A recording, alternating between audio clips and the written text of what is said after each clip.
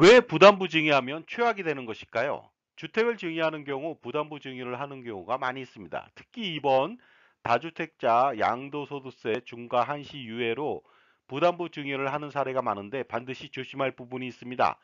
부담부 증여를 한다면 자녀의 증여세 부담은 엄청나게 많이 경감됩니다. 하지만 문제가 있겠죠. 만약 20억 원의 아파트를 12억 원의 전세 보증금이 있는 상태에서 단순 증여를 할 경우 자녀 1인한테 증여할 경우 증여세는 다음과 같이 산출됩니다. 20억 원 빼기 5천만 원이죠. 증여재산 공제.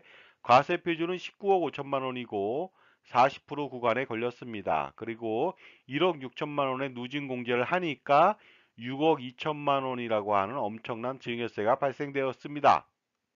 하지만 이 상태에서 부담부 증여를 한다면 20억 원 중 12억 원의 보증금 채무를 제외한 순증여액은 8억 원이기 때문에 증여세는 다음과 같이 산출됩니다. 8억 원 빼기 5천만 원, 과세 표준은 7억 5천이고요. 30% 구간에 걸렸습니다. 누진 공제액 6천만 원 빼니까 1억 6천5백만 원이 나오다 보니까 단순 증여 대비 부담부 증여가 무려 4억 5천5백만 원이나 절세가 가능합니다.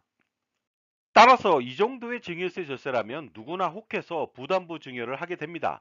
물론 양도세가 발생하게 되는데 이는 자녀가 내는 것이 아니라 부모님이 내야 하는 돈이죠. 양도세 중과 배제로 양도세 부담이 약간 더 경감될 것으로 보이니까 많이 부추기는 것 같습니다. 하지만 장미에는 가시가 있듯이 부담부 증여에는 치명적인 단점들이 도사리고 있습니다. 우선 자녀의 전세보증금 채무 부담이 되겠습니다. 이것은 자녀가 반드시 상환해야 하는 채무가 되겠습니다. 만약 부모님이 대신 상환해 준다면 아니면 우회로 상환해 준다면 추가 증여세를 피할 수 없게 됩니다. 바로 자녀의 부채 상환에 대한 집중적인 과세 당국의 눈을 피할 수 없기 때문이죠. 다음 문제는 비록 증여세가 줄어들었지만 자녀의 증여세와 취득세 납세 부담은 여전히 남아 있습니다. 이럴 경우 효과적인 증여를 했다고 할 수가 없겠습니다.